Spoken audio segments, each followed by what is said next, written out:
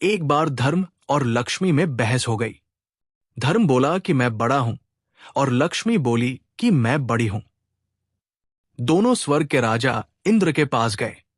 इंद्र ने पूछा, आप दोनों आज अचानक मेरे पास कैसे आए हो? तब धर्म और लक्ष्मी ने अपनी बात इंद्र के सामने रखी। लक्ष्मी ने कहा, देवराज, मैं सबसे बड़ी हूं क्योंकि बिना लक्ष्मी के जीवन का कोई मूल्य नहीं होता। धर्म ने कहा कि हे देवेंद्र, बिना धर्म के भी जीवन का कोई मतलब नहीं रहता। इसीलिए हम चाहते हैं कि आप हमारा न्याय करें और बताएं, हम दोनों में कौन सबसे अच्छा है। देवराज इंद्र मुश्किल में पड़ गए। उन्होंने सोचा कि मैं कैसे ये बताऊं कि कौन सबसे अच्छा है। यदि मैंने लक्ष्मी को सबसे अच्छा बता दिया तो मैं धर्म से दूर हो जाऊंगा, और यदि मैंने धर्म को सबसे अच्छा बता दिया तो मेरे पास लक्ष्मी नहीं रहेंगी। उन्होंने बहुत सोचा पर कुछ हल उनके दिमाग में नहीं आया। आखिर में उन्होंने दोनों को कहा कि मुझसे भी ज्यादा न्याय करने वाला धरती पर एक राजा है। उसका नाम विक्रमादित्य है। आप दोनों उसके पास जाओ और उससे अपना न्याय करवाओ। वो आप दोनों का न्याय बड़ी आसानी से कर देगा। लक्ष्मी और धर्म दोनों पृथ्वी पर आ गए। दोनों राजा विक्रमादित्य के पास पहुंचे और बोले, हे राजन, आप हमारा न्याय करें। राजा विक्रमादित्य बोले, ठीक है, पहले आप दोनों अपनी अपनी बात मुझे सुनाओ। फिर मैं दोनों की बात सुनकर ये बताने में सक्षम हो जाऊंगा कि आप दोनों में कौन सबसे अच्छा है। लक्ष्मी और धर्म ने अपनी अपनी बात राजा विक्रमादित्य के सामने रखी और लक्ष्मी बोली कि हे राजन, यदि मनुष्य के पास मैं न रहूं तो उसका जीवन बेकार हो जाएगा, इसलिए मैं खुद को बड़ी बता रही हूं। तभी धर्म बोला, हे राजन, बिना लक्ष्मी के तो जीवन चल सकता है, पर धर्महीन होने के बाद मनुष्य के जीवन का अर्थ समाप्त हो जाएगा। इसलिए हे राजन, आप हम दोनों का न्याय करें और बताएं कि हम दोनों में कौन श्रेष्ठ है। राजा विक्रमादित्य बहुत समझदार थे। वो समझ गए कि ये एक बहुत मुश्किल न्याय है। यदि मैंने लक्ष्मी को बड़ा बता दिया तो मैं धर्म से दूर हो जाऊंगा, और यदि मैंने धर्म को बड़ा बता दिया तो लक्ष्मी मुझसे रूठ जाएंगी। उन्होंने कुछ देर तक सोचा और निर्णय लिया कि यदि धर्म चला गया तो समझो सब कुछ चला जाएगा। इसलिए मैं धर्म को ही सबसे अच्छा बताऊंगा।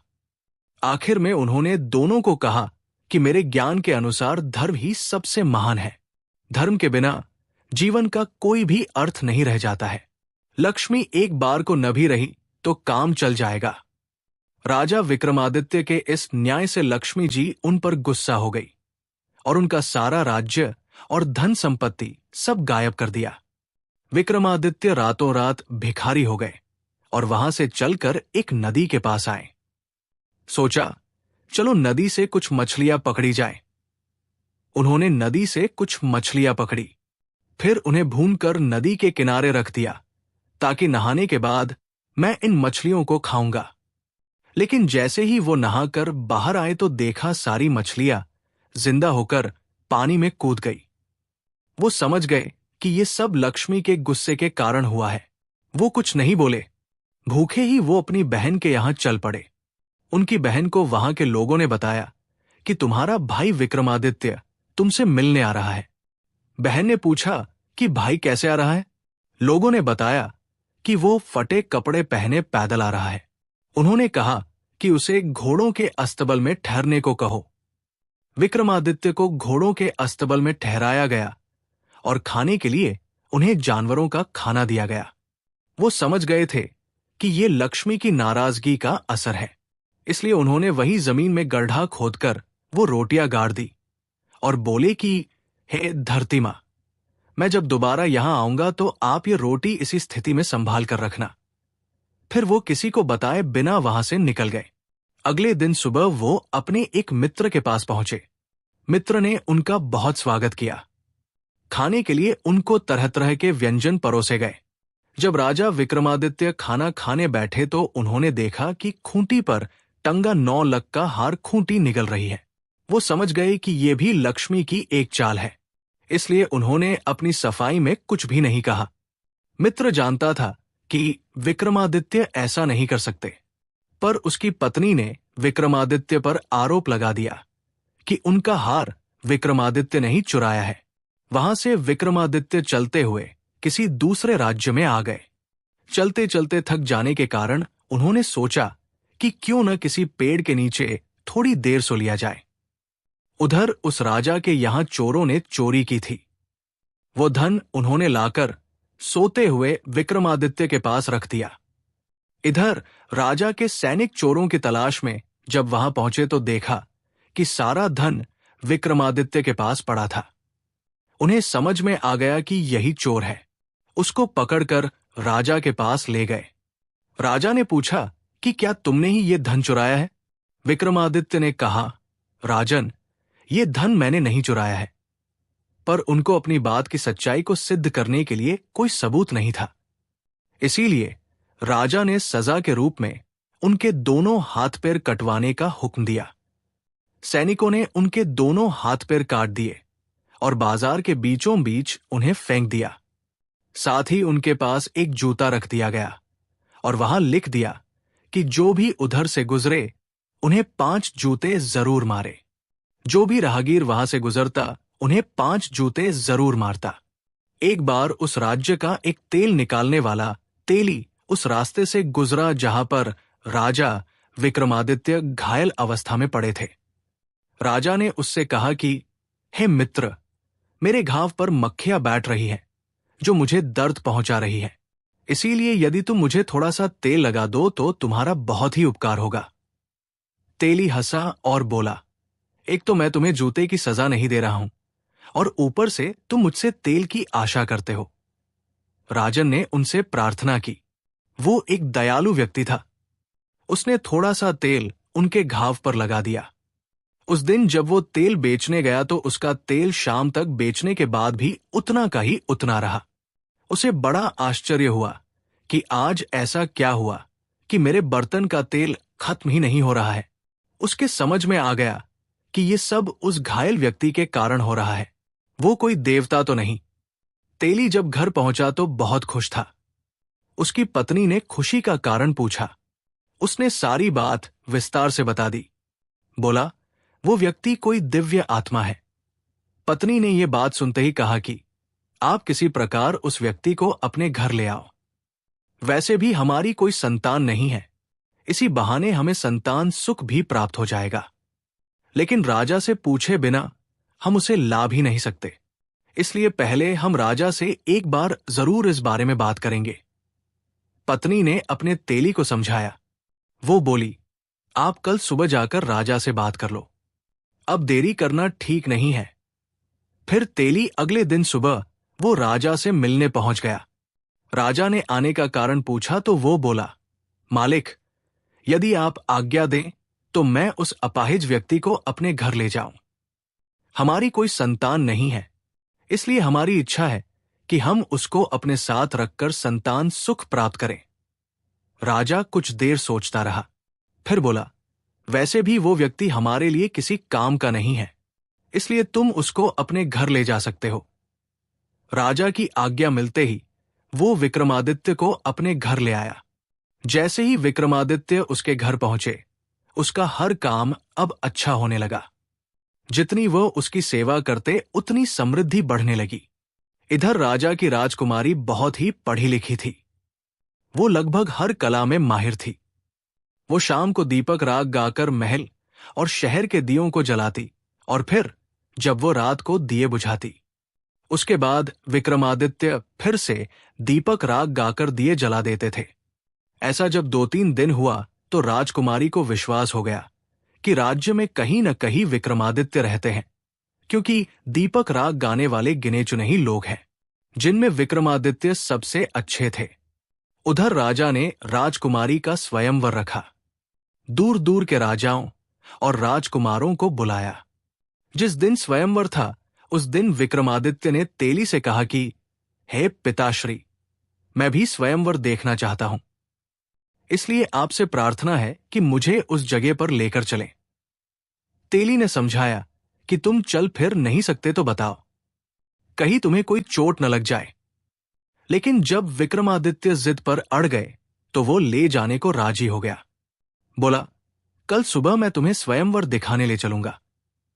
थोड़ी देर बाद राजा के यहां से ये संदेश आ गया कि उन्हें 100 घड़े तेल सुबह तक चाहिए। तेली ने कहा, भाई ये कैसे संभव हो सकता है? ये तो बहुत ज्यादा है। वो बोला, मैं कुछ भी नहीं जानता। राजा के आदेश से आपको ये काम करना होगा, वरना आप सजा के लिए तैयार हो जाओ। तेली बहुत ज्यादा तनाव में आ गया। ये तो असंभव काम था। वो बहुत दुखी था। तभी विक्रमादित्य ने पूछा कि पिताश्री, आप इतना चिंतित क्यों हैं? तेली ने अपनी चिंता का कारण बताया। विक्रमादित्य ने कहा कि आप उनसे 100 घड़ा मंगवा लें और चिंता न करें, मुझ पर विश्वास करें। कल हम उन्हें 100 घड़े तेल जरूर दे देंगे। तेली को विक्रमादित्य की शक्तियों का अंदाजा था। उसने राजा को कहकर 100 घड़े तेल के लिए मंगवा लिए। रात में विक्रमादित्य ने तेली से बोले, अब आप दोनों आराम से सो जाएं। मैं रात में 100 घड़े तेल निकाल दूंगा। तेली की पत्नी बोली कि बेटे, तेरे हाथ और पैर नहीं हैं, बता तू कैसे बैलों को चला पाएगा? विक्रमादित्य ने कहा कि मां, तू निश्चिंत होकर सो जा, मैं सब काम कर लूंगा। रात में विक्रमादित्य ने 100 घड़े तेल निकाल दिया। सुबह जब राजा के व्यक्तियों ने देखा तो आश्चर्य से भर गए। तेली और तेलिन दोनों को अब पूरा विश्वास हो गया कि ये बेटा जरूर कोई देवरूप है, इसलिए अब कोई चिंता नहीं करनी चाहिए। अगले दिन तेली ने विक्रमादित्य को नहला धुलाकर नए कपड़े पहना दिए। फिर उनको ले जाकर स्वयंवर में दूर बैठा दिया। कुछ समय बाद राजा और राजकुमार जब आ गए तो राजकुमारी को चुनाव के लिए भेजा। राजकुमारी ने उन लोगों में से विक्रमादित्य को ढूंढना शुरू किया। उन्हें राजाओं में तो कोई भी ऐसा न दिखाई पड़ा जो विक्रमादित्य जैसा लगे।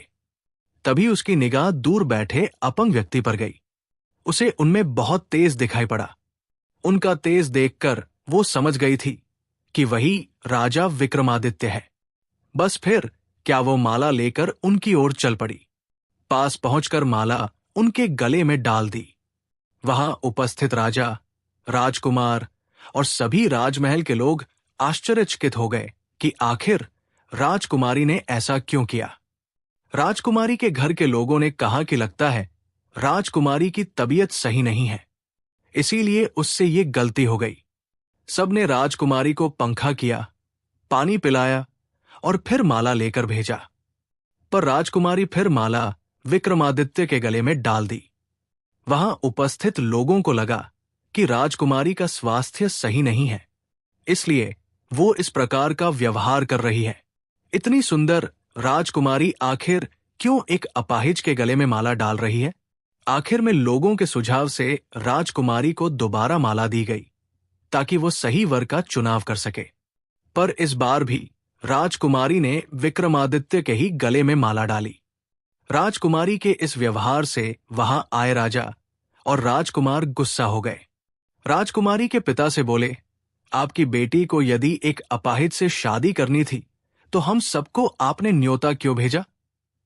राजा भी बहुत शर्मिंदा थे, पर क्या करते? सामाजिक रीति रिवाजों का पालन करना भी जरूरी था। इसलिए उन्होंने राजकुमारी का विवाह उस अपाहिज के साथ करवा दिया और राजमहल से विदा कर दिया।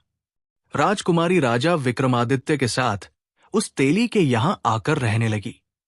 तेली और उसकी पत्नी इस बात से चिंतित थे कि राजकुमारी आखिर उनके साथ कैसे रह पाएंगी, पर राजकुमारी ने उनकी चिंता को बेकार साबित कर दिया। वो उनके साथ आसानी से रहने लगी। एक दिन विक्रमादित्य ने राजकुमारी से कहा कि आज उनका हिरण का मांस खाने का मन है, हिरण को मांग कर ले आए। ऐसा राजकुमारी का मन नहीं था कि वो जाकर भाइयों से कुछ मांगे, पर वो अपने पति की इच्छा का विरोध भी नहीं करना चाहती थी। इसलिए मन मारकर वो अपने भाइयों के पास गई। जब उसकी भाभियों ने उसके आने का कारण पूछा तो उसने बता दिया कि उसकी हिरण का मांस खाने की इच्छा है। वो विक्रमादित्य की इच्छा को अपनी इच्छा बता दी। वो नहीं चाहती थी कोई उसके पति के बारे में कुछ गलत कहे, पर फिर भी भाभियों ने उसके पति के बारे में उसे सुनाया। बोली, जब हिरण के मांस का इतना ही शौक था तो किसी अच्छे व्यक्ति को चुनती। राजकुमारी उनकी कड़वी बातें सुनकर वापस आ गई। उसने सारी बातें विक्रमादित्य को आकर बताईं। विक्रमादित्य ने कहा कि कोई बात नहीं, तुम उनसे मेरी तलवार और घोड़ा मांग लाओ। राजकुमारी जब वापस जाने लगी तो विक्रमादित्य को कुछ याद आया।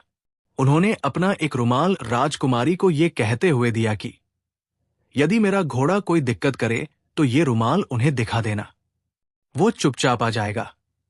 जब राजकुमारी वापस महल पहुंची तो उसकी भाभियों ने उसका फिर मजाक बनाया। राजकुमारी बोली, इस बार मैं हिरण का मांस नहीं, उनका घोड़ा और उनकी तलवार लेने आई हूं। तलवार और घोड़े ने भी वहां आतंक मचा रखा था। कोई उनके करीब जा नहीं पा रहा था। जब राजकुमारी ने उनकी मांग की तो भाभियों ने सोचा, अच्छा है, ये उनका शिकार बन जाए, इससे हमें सुकून मिल जाएगा। उन्होंने खुशी खुशी दोनों चीजों को ले जाने को कह दिया। जब राजकुमारी उनको लेने गई तो तलवार सांप बनकर उसे काटने दौड़ी और घोड़ा दुलत्तियां मारने लगा। राजकुमारी को विक्रमादित्य की कही बात याद आ गई। उसने तुरंत रुमाल निकालकर उन्हें दिखा दी। विक्रमादित्य के रुमाल देखते ही दोनों शांत हो गए। राजकुमारी ने तलवार उठा ली और घोड़े की लगाम पकड़कर वापस विक्रमादित्य के पास आ गई। जब शाम होने को हुई तो विक्रमादित्य ने राजकुमारी से कहा कि अब वो उसे घोड़े की पीठ पर बैठा दे, आज वो शिकार खेलने जाएगा। राजकुमारी ने कहा कि आप कैसे घोड़े की सवारी कर पाएंगे? विक्रमादित्य ने जब जिद की तो राजकुमारी और तेली की मदद से उन्हें घोड़े पर बैठा तो दिया, पर बिना किसी सहारे के वो घोड़े से गिरने लगे। राजकुमारी ये सब देखकर बहुत दुखी हुई। उसकी आंखों में पानी भर आया। उसने आंखों के आंसुओं को छुपाने के लिए मुंह दूसरी ओर घुमा लिया। तभी उन्हें लगा जैसे घोड़े की लगाम को कोई उनके हाथों से खींच रहा है। उसने जल्दी घूमकर विक्रमादित्य की ओर देखा। आश्चर्य से वो दंग रह गई। उसने देखा राजा विक्रमादित्य पूरे शरीर में घोड़े पर सवार थे। वो बहुत खुश हुई। उसकी आंखों में जानने की इच्छा भर आई, ये जानने के लिए कि आखिर ये सब क्या है। विक्रमादित्य ने उसे भरोसा दिया कि शिकार से लौटने के बाद वो सारी बातें उसे बता देंगे। जब वो जंगल में पहुंचे तो उन्होंने जो भी शिकार किया उसके कान और पूंछ काट लिए और शिकार वही छोड़ दिया। उधर राजकुमारी के भाई भी शिकार पर गए हुए थे। उन्होंने जंगल में बिना कानपूंछ का जब ताजा शिकार देखा तो उन्हें लालच आ गया। उन्हें लगा कि ये ताजा शिकार उनके लिए इनाम के समान है। उन्होंने वो सारे शिकार उठा लिए और वापसी को मुड़े। उन्होंने इसके लिए शिकारी को धन्यवाद। अभी वो कुछ दूर चले होंगे। उन्हें बहुत प्यास लग गई। उन्होंने अपने घोड़ों को पास के तालाब की ओर मोड़ दिया। वहां पर जैसे ही उन्होंने पानी पीने का प्रयास किया, एक आवाज ने उन्हें पानी पीने से रोक दिया। उन्होंने आवाज की दिशा में देखा तो पाया कि एक योगी खड़ा था। एक राजकुमार ने योगी को पानी पीने से मना करने का कारण पूछा। योगी बोले, हे राजकुमारों, यहां का पानी बिना मेरी अनुमति के कोई दूसरा जीव पी नहीं सकता। पर राजकुमारों का प्यास के कारण बुरा हाल था, इसलिए योगी से पानी के लिए विनती करने लगे। योगी ने कहा, यदि तुम पानी पीना चाहते हो तो उसके लिए तुम्हें अपने नितंबों पर गर्म सिक्के से दागना पड़ेगा। पानी के बिना उनकी गर्दन सूख चुकी थी, इसलिए शर्त मानने के अतिरिक्त उनके पास कोई और चारा नहीं था। इसलिए शर्त के अनुसार उन्होंने अपने अपने नितंबों पर सिक्के से दगवाया। फिर पानी पीकर वो रवाना हो गए। इधर विक्रमादित्य, जो कि योगी बने हुए थे, अपने निवास स्थान पर लौट आए। घर पहुंचते ही जानने की इच्छा से भरे राजकुमारी, तेली और उसकी पत्नी उनके चारों तरफ जमा हो गए। बोले, हे देवताओं की तरह दिखने वाले, तुम अपना परिचय देकर हमारे भीतर जन्मी इस उत्सुकता को शांत करो। राजा विक्रमादित्य को लगा कि अब इन्हें अंधेरे में रखना सही नहीं है। बोले, हे धर्मपिता और माता, मैं राजा विक्रमादित्य हूं। फिर उन्होंने अपनी आपबीती को संक्षेप में उन्हें बताया। जब उन्हें पता चला कि वो विक्रमादित्य हैं, तो उनके चरणों में गिर पड़े और अनजाने में हुए अपराध की माफी मांगने लगे। राजा विक्रमादित्य ने उन्हें समझाया कि वो उनसे नाराज नहीं है, बल्कि उन लोगों ने अपने रिश्तेदारों से ज्यादा अच्छा व्यवहार उनके साथ किया। अगले दिन सुबह राजा विक्रमादित्य ने राजकुमारी को फिर राजमहल ये कहकर भेजा कि इस बार भी तुम अपने भाइयों से शिकार की मांग करना। यदि मना करे तो बोलना कि वो अपने उन शिकारों को केवल दिखा भर दें। जब वो शिकार को दिखाने पर राजी हो जाए और तुम्हें शिकार दिखा दे तो तुम उनसे पूछना कि उन शिकारों के कान और पूंछ कहाँ है। फिर विक्रमादित्य ने पिछली रात जंगल में घटी सारी घटना बता दी और एक थैला उन्हें थमा दिया। बोले, आखिर में तुम ये थैला उनके सामने पलट देना, फिर मेरे बारे में उन्हें बता देना। इस बार राजकुमारी बिना किसी झिझक के ही भाइयों के घर चल पड़ी। इस बार भी वही परिस्थितियां बनी जो पिछली बार थी, पर अंत में जब उन्होंने बड़ी बड़ी बातें करनी शुरू की तो राजकुमारी ने वो थैला जो विक्रमादित्य ने उन्हें दिया था उनके सामने पलट दिया। थैले में भरे कान और पूंछ नीचे बिखर गए। भाभियों ने आश्चर्य से पूछा कि ये सब क्या है। तब राजकुमारी बोली कि आप अपने पतियों से ही पूछो और उनसे पूछो कि कल रात तालाब का पानी पीने का उन्होंने क्या भुगतान किया है।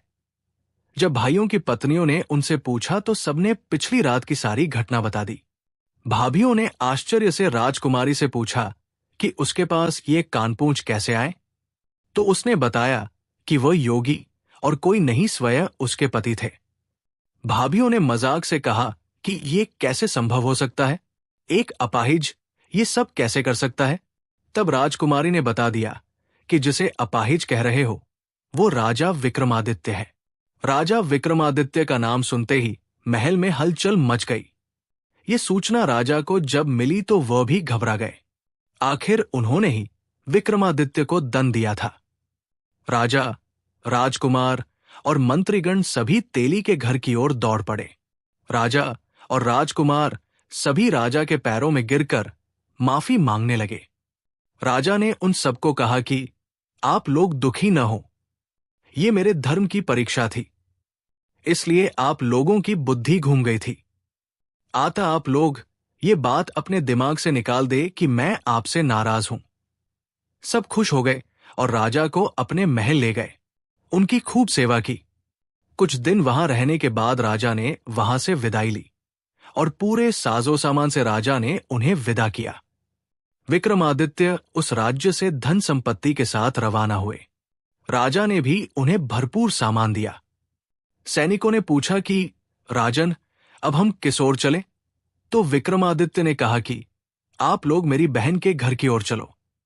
जब वो लोग विक्रमादित्य की बहन के नगर के पास पहुंचे तो बहन को भी उसके जासूसों से समाचार प्राप्त हो गया कि उसका भाई विक्रमादित्य आ रहा है। उसने अपने कर्मचारियों से पता किया कि विक्रमादित्य किस स्थिति में है। जासूसों ने बता दिया कि वो पूरे लावलश्कर के साथ आ रहा है। बहन ने तुरंत राज्य कर्मचारियों से उनके भव्य स्वागत के लिए कहा और बोली उसे विशेष महल में ठहराया जाए। जब विक्रमादित्य पहुंच गए तो बहन उनके लिए बेहतरीन व्यंजन बनवाकर उनके स्वागत में पहुंची। राजा विक्रमादित्य ने वो भोजन करने से मना कर दिया और बहन को लेकर वो गौशाला में पहुंचे। एक जगह जमीन खोदकर उन्होंने सूखी रोटियां निकाली जो उस समय बहन ने उनके लिए खाने को भेजी थी, जब उन पर लक्ष्मी रूठ थी। बहन बहुत शर्मिंदा हुई। उसने अपने किए पर शर्मिंदगी जताई, लेकिन विक्रमादित्य ने कहा, बहन, मुझे इस बात का कोई भी दुख नहीं है, पर तुम्हें संबंधों की मर्यादा का पालन करना था। अगले दिन वो वहां से रवाना हो गए। अपने कर्मचारियों से मित्र के घर चलने को कहा। जब वो मित्र के घर पहुंचे तो मित्र बहुत खुश हुआ। बोला, तुम्हें खुश देखकर मैं बहुत खुश हूं। तुम्हारी वो मुसीबत टल गई, ये देखकर मन बहुत ही आनंदित हुआ है। आपसे अनुरोध है कि आप आज रात कम से कम मेरा आतिथ्य स्वीकार करें। विक्रमादित्य ने कहा कि मित्र, मुझे खुद को भी तुम्हारे यहां रुकने की इच्छा थी। वो विक्रमादित्य को लेकर अपने खास कमरे में पहुंचा। वहां दोनों मित्रों के बीच पुराने दिनों की बातें हुई। रात को खाने के समय विक्रमादित्य को वही भोजन परोसा गया जहां पर खूंटी ने हार निगला था। विक्रमादित्य ने जैसे ही भोजन करना शुरू किया, खूंटी ने हर निवाले के साथ हार को उगलना शुरू किया। विक्रमादित्य ने जैसे ही भोजन समाप्त किया, रानी का 9 लाख का हार खूंटी पर टंगा दिखाई पड़ा। तभी राजा की निगाह खूंटी पर गई तो वहां उन्हें खोया हुआ 9 लाख हार टंगा दिखा। राजा आश्चर्य से भर उठे। रानी से बोले कि ये कैसी अनोखी घटना है? इस हार की चोरी का इल्जाम तुमने मेरे मित्र विक्रमादित्य पर लगाया था। तब मैंने तुम्हें कहा था कि ऐसा काम मेरा मित्र विक्रमादित्य नहीं कर सकता, जो दुनिया की तकलीफों को दूर करता रहता है। क्या वह एक छोटे से हार के लिए इतना गिर सकता है? जाओ अपना हार ले लो। रानी को अपने किए गए काम पर बहुत शर्मिंदगी हुई। उसने हाथ जोड़कर विक्रमादित्य से माफी मांगी। बोली, हे राजन, मेरी बुद्धि को उस समय न जाने क्या हुआ था। मेरे उस अपराध की कोई भी माफी नहीं है, पर मैं चाहती हूं कि आप एक बार मुझे माफ करके मेरी पीड़ा को कम कर सकते हैं। तभी विक्रमादित्य ने कहा कि आप लोग ज्यादा दुखी न हो। वो समय मेरी मुसीबत का था। मुझ पर लक्ष्मी रूठ थी, इसलिए वो सारी घटनाएं घटीं। फिर उन्होंने वो सारी बातें विस्तार में उनको बताई।